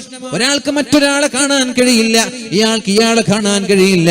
മറ്റൊരാളുടെ വളർച്ചയെ അസൂയയോടെ കണ്ട് പാരവെക്കുന്ന സംവിധാനങ്ങൾ, ഫിത്ന പറയുന്ന സംവിധാനങ്ങൾ, ജീവത്തുണ്ടാക്കുന്ന സംവിധാനങ്ങൾ, നാട്ടിലങ്ങനെ കുഴപ്പമുണ്ടാക്കുന്ന സംവിധാനങ്ങൾ നമ്മുടെ നാട്ടിൽ നടന്നുകൊണ്ടേ ഇരിക്കുകയാണ്. അതുകൊണ്ട് അത്തരം ആളുകൾ നമ്മുടെ ശ്രോതാക്കളിൽ ഓൺലൈനിലൂടെ ഓഫ്ലൈനിലൂടെ വീക്ഷിക്കുന്ന ആളുകളിലുണ്ടെങ്കിൽ ഈ നാവ് സൂക്ഷിക്കാതെ ഒരു കാരണവശാലും രക്ഷപ്പെടുമെന്ന് വിചാരിക്കേ വേണ്ട. നിസ്കാരം കൊണ്ട് രക്ഷപ്പെടൂല. യൗമ ലാ യൻഫഉ മാലു വലാ ബനൂൻ ഇല്ലാ മൻ അത്തല്ലാഹ ബിഖൽബിൻ സലീം. അല്ലാഹുവിന്റെ മഹ്ശറാലോകത്ത് ഒരാളും രക്ഷപ്പെടുത്താനില്ലാത്ത ആ ലോകത്ത് ആരാണോ അവന്റെ നാവിനെയും അവന്റെ ഹൃദയത്തെയും സൂക്ഷിച്ച് പകയില്ലാത്ത, വിദ്വേഷമില്ലാത്ത, വൈരാഗ്യമില്ലാത്ത, കുറുമ്പില്ലാത്ത സന്മനസ്സുമായി ആരാണോ ജീവിച്ചു തീർത്തത് അവര് മാത്രമേ നാളെ വിജയിക്കുള്ളൂ എന്ന് പരിശുദ്ധ ഖുർആൻ നമ്മൾക്ക് ആണയിട്ട് പറയുമ്പോൾ എന്തിനാണ് മുഅ്മിനീങ്ങളെ മറ്റുള്ളവരുടെ വിഷയം നമ്മൾ ഇടപെടുന്നത്? ലാ തുക്സിറുൽ കലാം. അങ്ങനെ മറ്റുള്ളവരുമായി ബന്ധപ്പെട്ട വിഷയം നമ്മുടെ നാവിലൂടെ വരുമെന്ന് തോന്നുന്നുണ്ടെങ്കിൽ മിണ്ടാതിരിക്ക്, വായ തുറക്കരുത്, നാവ് എടുക്കരുത്, സംസാരിക്കരുത്. ലാ തുക്സിറുൽ കലാമ ഫീ ഗൈരി ദിക്രില്ലാഹ്. നാവ് തുറന്നാൽ, വായ തുറന്നാൽ അല്ലാഹുവിന്റെ ദിക്റായിരിക്കണം അതിൽ വരേണ്ടത്. അല്ലെങ്കിൽ എന്തെങ്കിലും നല്ല കാര്യങ്ങൾ, ഭാര്യയുമായിട്ടുള്ള സംസാരം, മസ്ലഹത്തിന്റെ സംസാരം, ഏറ്റവും നല്ല വാക്കുകളല്ലാതെ നമ്മുടെ വായയിൽ നിന്ന് വരാനേ പാടില്ല. അങ്ങനെ വന്നുപോയാലോ ഫതഖ്സുവ ഖുലൂബകും, നിങ്ങളുടെ ഹൃദയം കടുത്തുപോകും, ഹൃദയം കാഠിന്യമുള്ളതാകും, ഖസ്വത്തുൽ ഖൽബുണ്ടാകും. ഫഇന്നൽ ഖൽബൽ ഖാസി ബഈദും മിനല്ലാഹ് വലാകിൻ ലാ തഅലമൂൻ. അങ്ങനെ ഹൃദയം കടുത്തുപോയാൽ നമ്മൾ അല്ലാഹുവിൽ നിന്ന് അകന്നുകൊണ്ടേയിരിക്കുകയാണ്. വലാകിൻ ലാ തഅലമൂൻ, നമ്മൾക്കറിയില്ലാതെ നമ്മൾ നിസ്കരിക്കുന്നുണ്ടാകും, നോമ്പെടുക്കുന്നുണ്ടാകും, സ്വതക കൊടുക്കുന്നുണ്ടാകും. പക്ഷേ ഹൃദയം കടുത്തത് കാരണം, നാവ് സൂക്ഷിക്കാത്തത് കാരണം അല്ലാഹുവിൽ നിന്ന് നമ്മൾ അകന്നകന്നു പോകുമെന്ന് മഹാനായ ഈസാ നബി അലൈഹിസ്സലാം. എന്നിട്ട് ഈസാ നബി അലൈഹിസ്സലാം പറയുകയാണ്, വലാ തൻളുറു ഫീ ദുനൂബിൻ നാസ്. ജനങ്ങളുടെ തെറ്റുകൾ നിങ്ങൾ നോക്കേ വേണ്ട. ജനങ്ങളുടെ തെറ്റുകൾ നിങ്ങൾ നോക്കേ വേണ്ട. നിങ്ങൾ നിങ്ങളുടെ ഭാര്യയുടെ, നിങ്ങളുടെ മക്കളുടെ തെറ്റുകൾ നോക്കിയാൽ മതി. യാ അയ്യുഹന്നാസ് ഖൂ അൻഫുസകും വഅഹ്ലീകും നാറാ. ജനങ്ങളെ, സത്യവിശ്വാസികളെ, നിങ്ങൾ നിങ്ങളുടെ ശരീരമാണ് ആദ്യം നോക്കേണ്ടത്, പിന്നെ നിങ്ങളുടെ ഭാര്യ, പിന്നെ നിങ്ങളുടെ മക്കൾ. ഇത് മാത്രമാണ് നിങ്ങൾ ഏൽപ്പിച്ചത്. നിങ്ങൾ മറ്റുള്ളവന്റെ കുറവും കുറ്റവും നോക്കി നടക്കരുത്. ലാ തൻദുറു വലാ തൻദുറു ഫീ ദുനൂബിൻ നാസ്. ജനങ്ങളുടെ പാപങ്ങൾ നിങ്ങൾ നോക്കി നടക്കരുത്.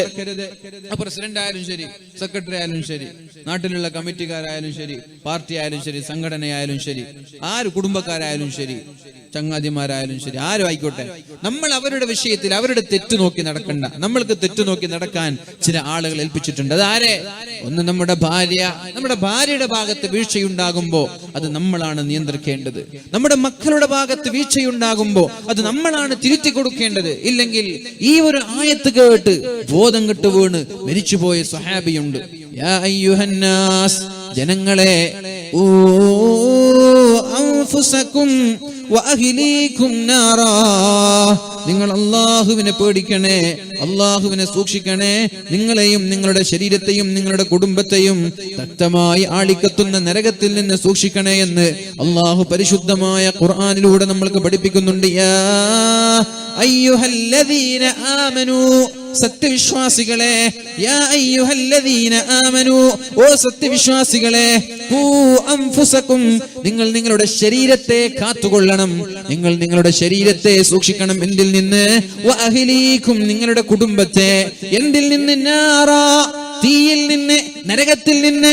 നബിയെ പറഞ്ഞു കൊടുക്ക്, ഖുൽ നാറു ജഹന്നമ അശദ്ദു ഹർറാ, നരകത്തിന്റെ തീ ഭയാനകമാണെന്ന് പറഞ്ഞു കൊടുക്കൂ നബിയെ. നരകത്തിന്റെ തീയെ സഹിക്കാൻ കഴിയാത്ത അസഹനീയമായ ചൂടാണെന്ന് പറഞ്ഞു കൊടുക്കൂ നബിയെ. ആ നരകത്തിലകപ്പെടാതിരിക്കാൻ നിങ്ങൾ നിങ്ങളുടെ ഭാര്യയും മക്കളെയും നോക്കിയാൽ മതി. വഖൂദുഹൻ നാസു വൽ ഹിജാറ, ആ നരകത്തിന്റെ വിറക് കൊള്ളികൾ മനുഷ്യരാണ്.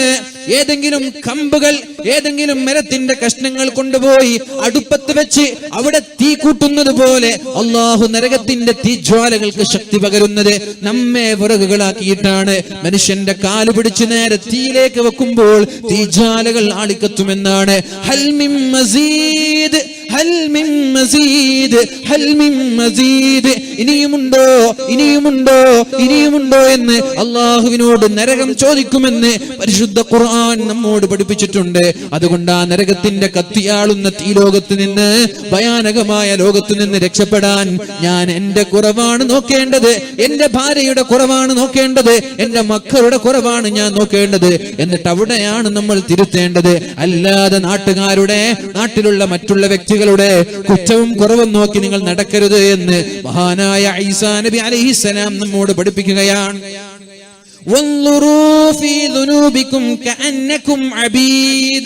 ഒരു അടിമ തെറ്റുണ്ടോ? മുതലാളി കാണോ?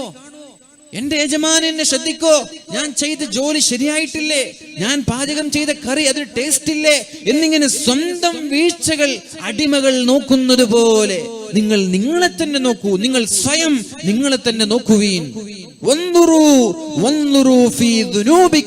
നിങ്ങൾ നിങ്ങളുടെ ദോഷത്തെ നോക്ക്. ഏതുപോലെ? നിങ്ങൾ അടിമകളെ പോലെ ജീവിക്കുക, മുതലാളിമാരെ പോലെ ജീവിക്കണ്ട, അർഭാക്കന്മാരെ പോലെ ജീവിക്കണ്ട, രാജാക്കന്മാരെ പോലെ ജീവിക്കണ്ട. നിങ്ങൾ അടിമകളെ പോലെ ജീവിച്ച് നിങ്ങളുടെ കുറവുകൾ കണ്ടെത്തുക. എന്നിട്ട് പറയാണ്, ജനങ്ങൾ പരീക്ഷിക്കപ്പെട്ടവരാണ്. ചില ആളുകൾ പരീക്ഷിക്കപ്പെട്ടവരാണ്. എങ്ങനെയൊക്കെ പരീക്ഷണങ്ങളുണ്ട്? സാമ്പത്തികമായ പരീക്ഷണങ്ങളുണ്ട്, വീടെടുക്കാൻ കഴിയാത്തവരുണ്ട്, കല്യാണത്തിന്റെ പ്രായമായി 40 വയസ്സായിട്ടും ഒരു കുഞ്ഞിനെ ലഭിക്കാത്തവരുണ്ട്, ഒരു കുഞ്ഞിക്കാല് കാണാത്തവരുണ്ട്. എന്റെ ഒരു സുഹൃത്തിന്റെ പെങ്ങളുടെ മകളുടെ ഒരു കാര്യം, മകന്റെ ഒരു കാര്യം പറഞ്ഞു. എങ്ങനെയാണ്? ആലോചിക്കണം, നമ്മൾക്കൊക്കെ അല്ലാഹു നൽകിയ നിഅമത്തുകൾ എത്രയെന്ന് ആലോചിക്കാൻ വേണ്ടി ഞാനിതൊന്ന് പറഞ്ഞു തരട്ടെ. മുഅ്മിനീങ്ങളെ, പ്രസവിക്കുന്ന സമയത്ത് ആ കുഞ്ഞിന്റെ ചുണ്ടുകൾ മൂക്കിലാണ്, ചുണ്ടുകൾ മൂക്കിലാണ്. പ്രസവിക്കുന്ന സമയത്ത് ചുണ്ടില്ല, ചുണ്ടുകൾ മൂക്കിലാണ്. ഞാൻ കണ്ടു ആ കുഞ്ഞിന്റെ ഫോട്ടോ. എന്നിട്ട് ഓപ്പറേഷനുകൾക്ക് വിധേയമായി ആ കുഞ്ഞിന്റെ ചുണ്ട് മൂക്കിൽ നിന്നെടുത്ത് ആ ചുണ്ടിപ്പോൾ യഥാസ്ഥാനത്ത് നിന്ന് ഓപ്പറേഷൻ ചെയ്ത് വെച്ചിരിക്കുകയാണ്. പക്ഷേ ആ ചുണ്ടിൽ നിന്ന് പുതുതായിട്ടൊരു പല്ല് വന്നിരിക്കുകയാണ്. നമ്മുടേതൊക്കെ മോണയിൽ നിന്നാണ് പല്ല് വരുന്നതെങ്കിൽ ചുണ്ടിൽ നിന്ന് പല്ല് വന്നിരിക്കുകയാണ്.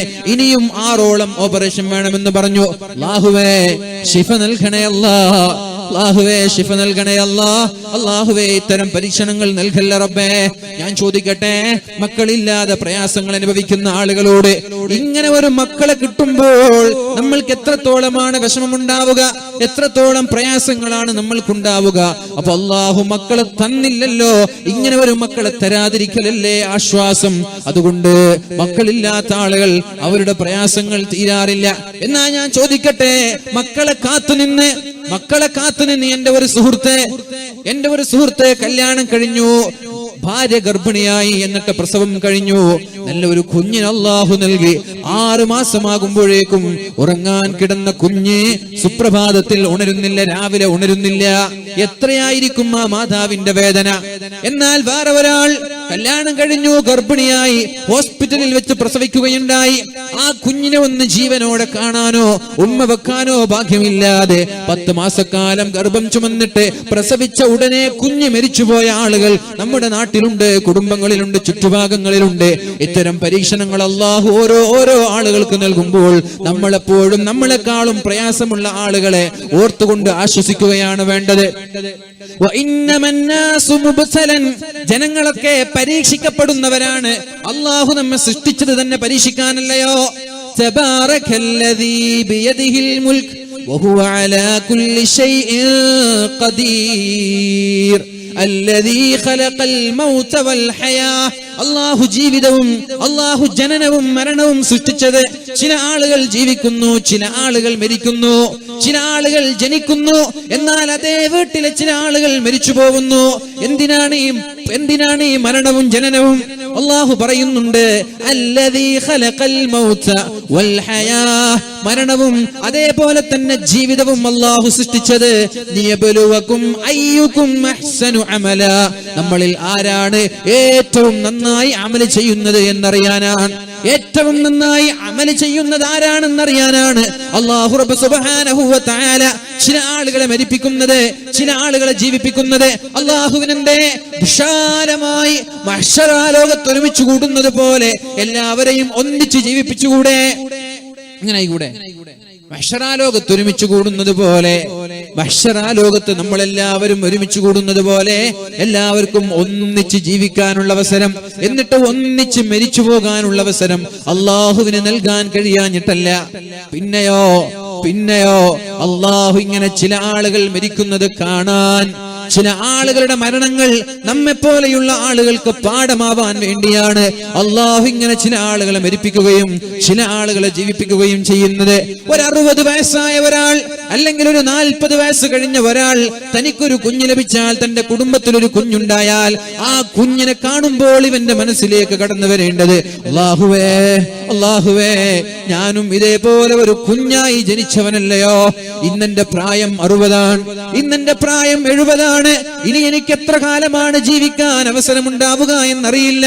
അല്ലാഹുവേ, എന്റെ ജീവിതത്തിൽ എത്ര പാപങ്ങൾ വന്നിട്ടുണ്ട്. ഇതൊക്കെ ചിന്തിക്കാനാണ് അല്ലാഹു മരണവും ജീവിതവും നമ്മൾക്ക് നൽകിയത്. ഖൈറുകും മൻ താല ഉംറുഹു വഹസുന അമലുഹു. നമ്മളിൽ ഏറ്റവും നല്ലവർ ആരാണെന്ന് ചോദിച്ചാൽ, നമ്മളിൽ ഏറ്റവും നല്ലവർ ആരാണ്? ഖൈറുകും, നമ്മളിൽ ഏറ്റവും നല്ലവർ മൻ താല ഉംറുഹു, ഒരുപാട് കാലം ജീവിക്കാൻ ഭാഗ്യം ലഭിച്ച ആളാണ്. ഒരുപാട് കാലം ജീവിക്കണം. 90 വയസ്സായാലും ശരി, 100 വയസ്സായാലും ശരി, 110 വരെ പോയാലും ശരി, അങ്ങനെ ദീർഘായുസ് അല്ലാഹു ഒരാൾക്ക് നൽകി.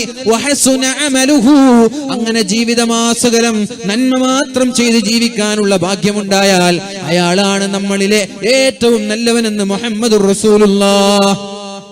ഒരാള് 40 വയസ്സിന് മരിച്ചു, പിന്നൊരാൾ 60 വയസ്സിന് മരിച്ചു.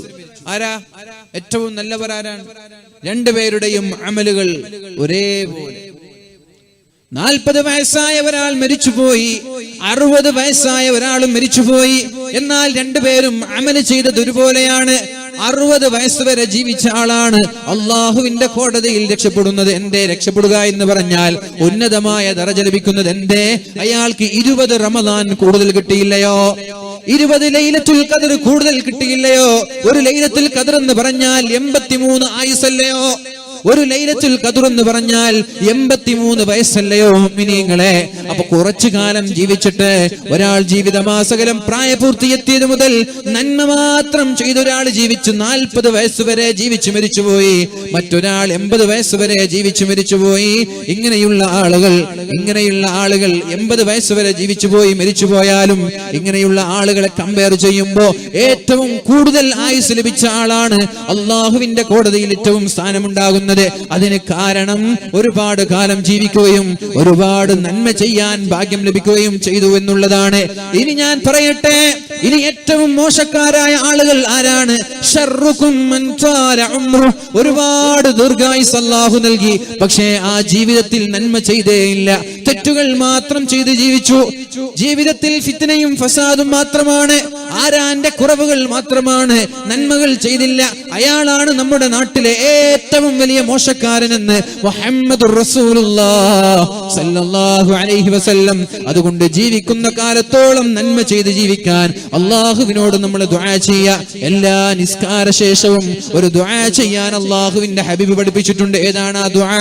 അല്ലാഹുമ്മ ഇന്നി അസ്അലുക ഫിഅലൽ ഖൈറാത്തി വതർകൽ മുൻകറാത്തി വഹുബ്ബൽ മസാകീൻ. അല്ലാഹുവേ, അല്ലാഹുമ്മ ഇന്നി അസ്അലുക ഫിഅലൽ ഖൈറാത്ത്. അല്ലാഹുവേ, നന്മ മാത്രം ചെയ്ത് ജീവിക്കാൻ നീ എനിക്ക് തൗഫീഖ് നൽകണേ അല്ലാഹ്. വതർകൽ മുൻകറാത്തി, തിന്മ ചെയ്യാതെ തിന്മയിൽ നിന്ന് മാറി നിന്ന് ജീവിക്കാനും എനിക്ക് തൗഫീഖ് നൽകണേ അല്ലാഹ്. വഹുബ്ബൽ മസാകീൻ, മിസ്കീന്മാരെ സ്നേഹിക്കാനും തൗഫീഖ് നൽകണേ അല്ലാഹ്. പാവങ്ങളോടൊരു മമത വേണം റബ്ബേ, പാവങ്ങളോടൊരു സ്നേഹം വേണം റബ്ബേ. ലോകത്തിന്റെ നിലനിൽപ്പ് പാവങ്ങളുടെ കൈകളിലാണ്.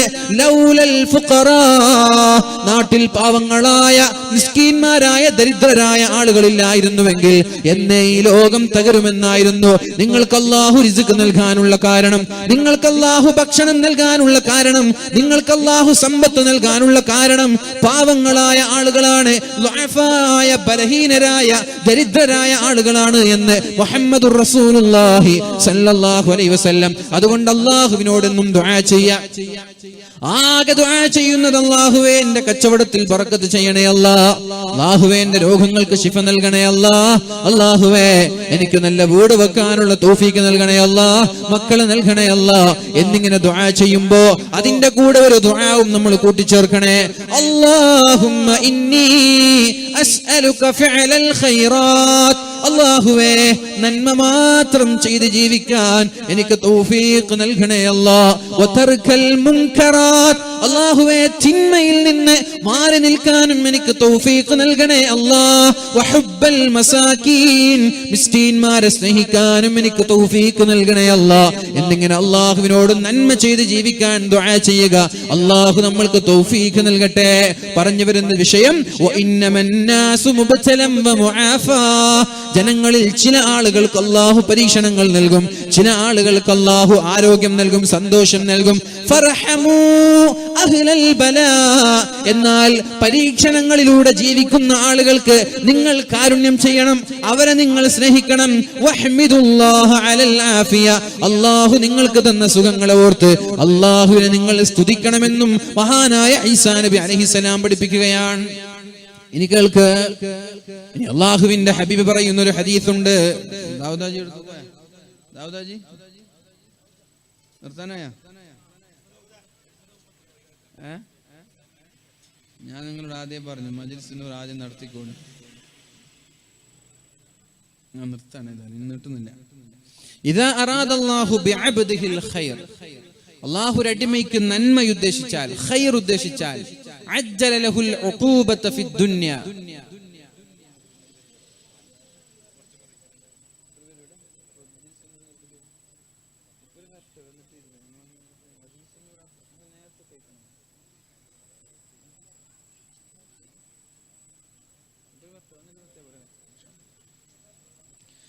ഇദാ അറാദല്ലാഹു ബിഅബ്ദിഹിൽ ഖൈറ, അല്ലാഹു ഒരു അടിമയ്ക്ക് ഖൈർ ഉദ്ദേശിച്ചാൽ, അഥവാ അല്ലാഹുവിന് നമ്മളോട് സ്നേഹമുണ്ടായാൽ, അജ്ജല ലഹുൽ ഉഖൂബത ഫിദ് ദുനിയ, നമ്മൾ ചെയ്യുന്ന തെറ്റുകൾക്ക് അല്ലാഹു ദുനിയാവിൽ തന്നെ ശിക്ഷ തരുമെന്നാണ്. വലിയൊരു പോയിന്റാണ്, നിങ്ങൾക്ക് ജീവിതത്തിൽ ഇത് അനുഭവിക്കാൻ കഴിയും.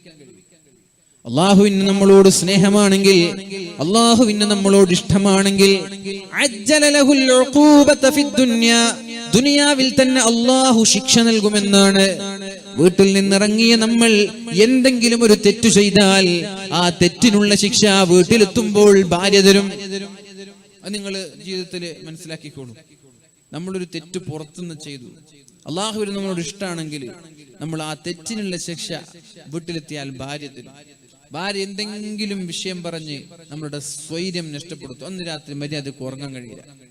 പുറത്തുനിന്ന് നമ്മൾ എന്തെങ്കിലും ഒരു തെറ്റ് ചെയ്തു, അതിനുള്ള ശിക്ഷയായിട്ടാണ് അല്ലാഹു റബ്ബ് സുബ്ഹാനഹു വ തആല ദുനിയാവിൽ തന്നെ ശിക്ഷ തരുന്നത്. ഒരു സ്വഹാബി ജാഹിലിയ കാലത്ത് സ്നേഹിച്ചിരുന്ന പരിചയമുള്ള ഒരു പെണ്ണ് ഒരു വഴിയിലൂടെ പോകുന്നത് കണ്ടപ്പോ ആ പെണ്ണിനെ തന്നെ ഇങ്ങനെ നോക്കി.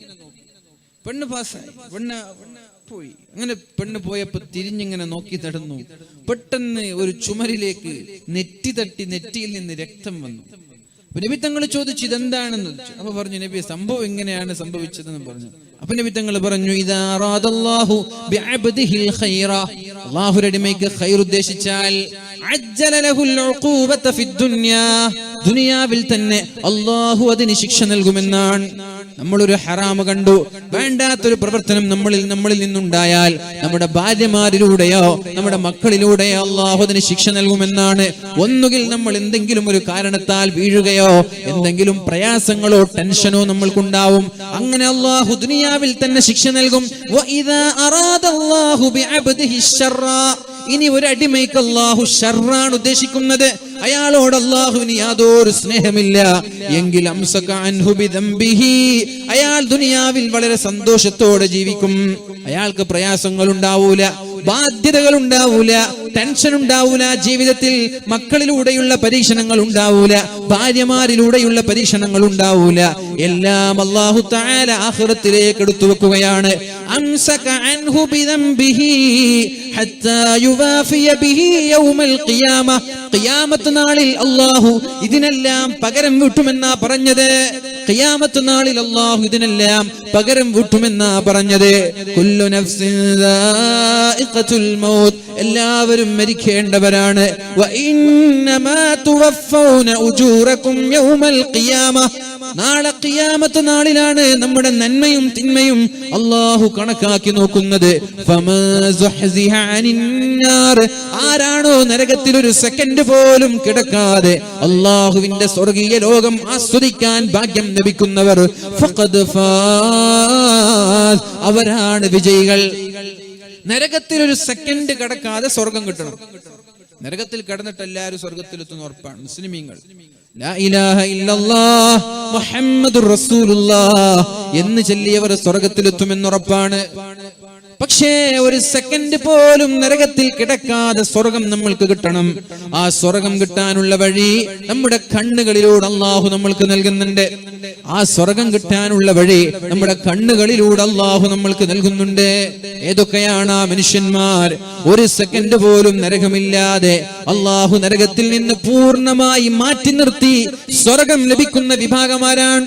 ഒന്ന്, ഐനുൻ ബകത് മിൻ ഖശിയത്തില്ലാഹ്, അല്ലാഹുവിനെ പേടിച്ച് കരഞ്ഞ കണ്ണുകൾ, ഒറ്റയ്ക്കിരുന്നു കൊണ്ട്, ഏകാന്തനായിരുന്നു കൊണ്ട്, ആരാരും കാണാതെ ഒറ്റയ്ക്കൊരു മുറിയിലോ വിജനമായ സ്ഥലത്തോ ഇരുന്നു കൊണ്ട് അല്ലാഹുവിനെ ഓർത്ത്, അല്ലാഹുവിന്റെ ഖബറിന്റെ ശിക്ഷയോർത്ത്, അല്ലാഹുവിന്റെ നരകത്തെ ഓർത്തുകൊണ്ട് കരയുന്ന ആളുകൾ, ഒരു ഈച്ചയുടെ തലയുടെ കണക്ക കണ്ണുനീർത്തുള്ളി കണ്ണിൽ നിന്നിറ്റ് വീണാൽ അല്ലാഹു അവരെ ഒരു സെക്കൻഡ് പോലും നരകത്തിൽ കിടത്തൂല എന്നാണ്. വഅൈനുൻ സഹറത്, അല്ലാഹുവിന് വേണ്ടി ഉറക്കൊഴിച്ച കണ്ണുകൾ.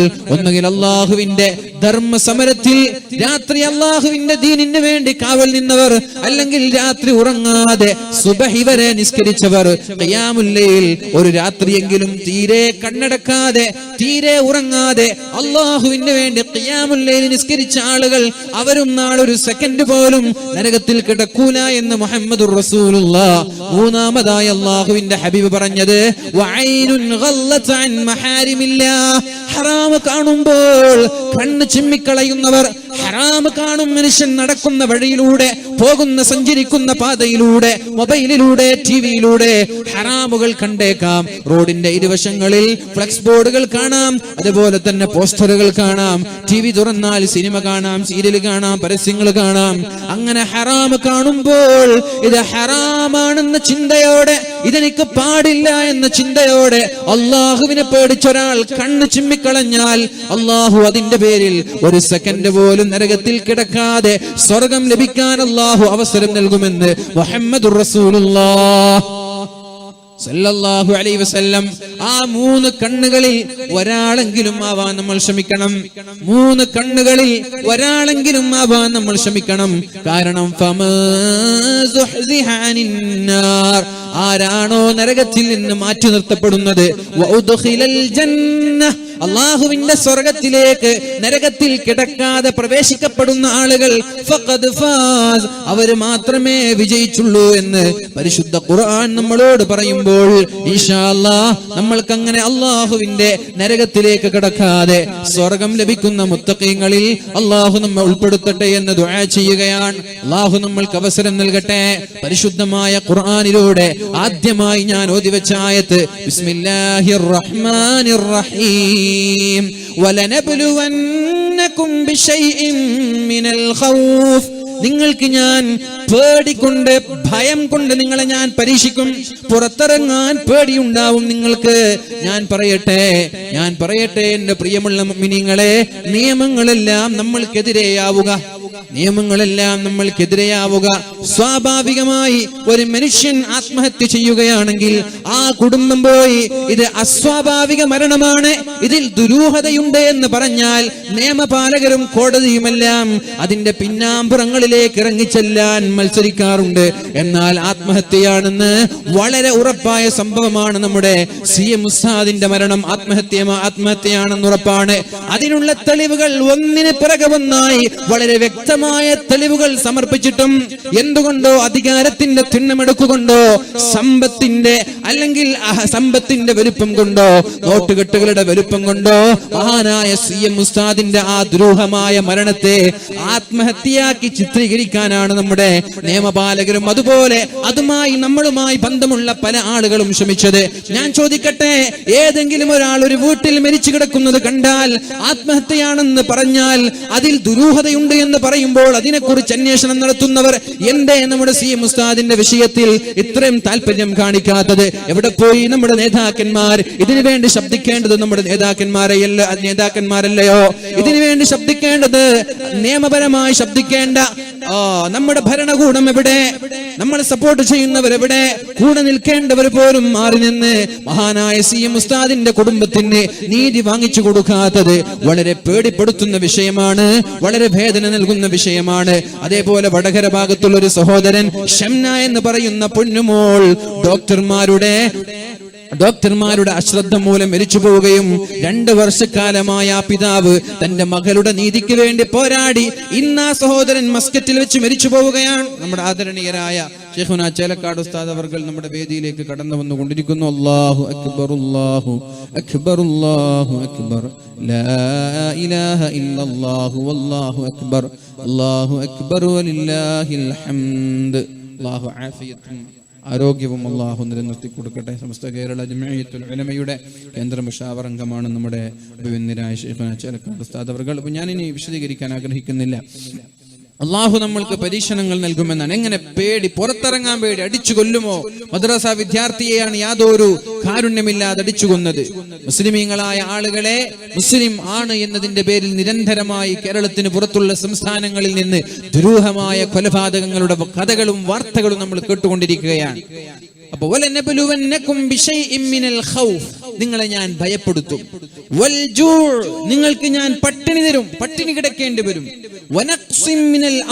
നിങ്ങളുടെ സാമ്പത്തികമായ ബാധ്യതകളും പ്രശ്നങ്ങളും പ്രാരാബ്ദങ്ങളും നിങ്ങൾക്ക് നൽകും, നിങ്ങളുടെ ശരീരങ്ങളിലൂടെ അല്ലാഹു നിങ്ങളെ പരീക്ഷിക്കും, കൃഷിയിലൂടെ, ഫലങ്ങളിലൂടെ. എന്നാൽ ഇത്തരം സാഹചര്യങ്ങളിൽ ആരാണോ അല്ലാഹുവിനെ ഓർത്ത് അൽഹംദുലില്ലാ എന്ന് പറയുന്നവർ, സ്വാബിരീൻ. കടബാധ്യതയുണ്ടായി വലിയ കോടീശ്വരന്മാർ ഒരു സുപ്രഭാതത്തിൽ ഒന്നുമില്ലാതെയാവുകയാണ്. സമ്പത്ത് മുഴുവനും പല കേസുകളിൽ അകപ്പെട്ട് മുഖം നോക്കി പുറത്തിറങ്ങാൻ കഴിയാതെ പ്രയാസങ്ങൾ അനുഭവിക്കുന്ന കോടീശ്വരന്മാരറിയാം. പുറത്തിറങ്ങാൻ കഴിയാത്ത രീതിയിലേക്ക് അവര് വല്ലാത്ത പ്രതിസന്ധിയിലൂടെ കടന്നു പോകുന്നവർ. അത്തരം സാഹചര്യങ്ങളിൽ ഇന്നാ ലില്ലാഹി വ ഇന്നാ ഇലൈഹി റാജിഊൻ എന്ന ദിക്ർ ചൊല്ലി അൽഹംദുലില്ലാഹ് എന്ന് പറയാനുള്ള ആ കരുത്തും തന്റെ ഇടവും വബദനുൻ അലൽ ബലാഇ സ്വാബിർ, പരീക്ഷണങ്ങളിൽ ക്ഷമിക്കാനുള്ള ശരീരവും നമ്മൾക്കുണ്ടാവണം. ഓരോ പരീക്ഷണങ്ങളും അള്ളാഹു നമ്മൾക്ക് നൽകുന്നത് നമ്മുടെ പാപങ്ങൾ പുറത്തു തരാനാണെന്ന്. എന്ത് രോഗം വന്നാലും പരിശുദ്ധ റസൂലുള്ളാഹി സ്വല്ലല്ലാഹു അലൈഹി വസല്ലമ തങ്ങൾ പറയുന്നുണ്ട്, നമ്മുടെ അടിമകൾക്ക് അള്ളാഹു നൽകുന്ന ചില രോഗങ്ങളെ കുറിച്ച്, മാമിൻ, ഏതെങ്കിലും ഒരു മുഅ്മിൻ ഒരു പരീക്ഷണം, ഒരു രോഗം എന്തെങ്കിലും അയാൾ അനുഭവിക്കേണ്ടി വന്നാൽ അത് അല്ലാഹു റബ്ബ് സുബ്ഹാനഹു വ തആല അയാളുടെ പാപങ്ങൾ പൊറുക്കാനുള്ള കാരണമായിട്ടാണ് നൽകുന്നത്. മാ യുസീബുൽ മുഅ്മിൻ, ഒരൊറ്റൊരു ഹദീസ് കൂടി, മാ യുസീബുൽ മുഅ്മിന മിൻ നസ്ബിൻ, ഒരു സത്യവിശ്വാസിക്ക് ഒരു ക്ഷീണമുണ്ടായാൽ, നമ്മൾക്കൊരു ക്ഷീണമുണ്ടാവുന്നു, പെട്ടെന്നൊരു തളർച്ച, പെട്ടെന്നൊരു ക്ഷീണം, ഉന്മേഷക്കുറവ്, ആ സമയത്ത് നമ്മൾ പറയുന്നു ഇന്നാ ലില്ലാഹി വ ഇന്നാ ഇലൈഹി റാജിഊൻ. വലാ വസ്ബിൻ, എന്തെങ്കിലും ഒരു രോഗം, തലവേദന, പല്ലുവേദന, നടുവേദന, വല്ല രോഗങ്ങളും നമ്മൾക്കുണ്ടായി, അപ്പോഴും നമ്മൾ പറയുന്നു ഇന്നാ ലില്ലാഹി വ ഇന്നാ ഇലൈഹി റാജിഊൻ. വലാ ഹമ്മിൻ, വല്ല ദുഃഖവും, എന്തെങ്കിലും മക്കൾ മരിച്ചു പോവുക, സാമ്പത്തികമായ ബിസിനസ്സിലെ ആ ബാധ്യതകൾ കൊണ്ടുള്ള ടെൻഷൻ, ജീവിതത്തിലെ മറ്റെന്തെങ്കിലും പ്രയാസം, വലാ ഹമ്മിൻ, ദുഃഖമുണ്ടാവുക, വലാ ഹുസ്നിൻ, വിഷമമുണ്ടാവുക, വലാ ഗമ്മിൻ, മറ്റേതെങ്കിലും പ്രയാസങ്ങൾ ഉണ്ടാവുക, ഇതെല്ലാം ഒരു മനുഷ്യനുണ്ടായി, നടന്നു പോകുന്ന വഴിയിൽ കാലിലേക്ക് ഒരു മുള്ളു തിറക്കുന്നത് പോലും, വണ്ടിയിലൂടെ യാത്ര ചെയ്യുമ്പോ കാറിന്റെ ടയർ പഞ്ചറാവുന്നത് പോലും, വണ്ടി എവിടെയെങ്കിലും പോയി ഇടിക്കുന്നത് പോലും, അല്ലെങ്കിൽ ഏതെങ്കിലും കാരണത്താൽ നമ്മുടെ വണ്ടി യാത്ര ചെയ്യാൻ പറ്റാതെ പകുതിയിൽ കേടാവുന്നത് പോലും, ഇങ്ങനെ ഏത് പരീക്ഷണങ്ങൾ നമ്മെ സംബന്ധിച്ചിടത്തോളം, ഈ പരീക്ഷണങ്ങളെല്ലാം ഇല്ലാ കഫറല്ലാഹു ബിഹാ ഖതായാ, ജീവിതത്തിൽ ചെയ്ത മുഴുവൻ പാപങ്ങളും പുറത്തു തരാൻ അല്ലാഹു അവസരം നൽകുകയാണ്. മരങ്ങളിൽ നിന്ന് ഇലകൾ കൊഴിഞ്ഞു പോകുന്നത് പോലെ ഒരൊറ്റ ഒരു രോഗം വരുമ്പോ അള്ളാഹുവിനെ ഓർത്ത് ക്ഷമിക്കുന്നവന്റെ ചിന്മയുടെ ഏടിൽ നിന്ന് പാപങ്ങൾ അള്ളാഹു മുഴുവനും മായ്ച്ചു കളയുമെന്ന് മുഹമ്മദുർ റസൂലുള്ളാഹി സ്വല്ലല്ലാഹു അലൈഹി വസല്ലം. അതുകൊണ്ട് ഇത്തരം പരീക്ഷണങ്ങൾ ഉണ്ടാകുമ്പോ ക്ഷമിച്ചുകൊണ്ട് ജീവിക്കുക.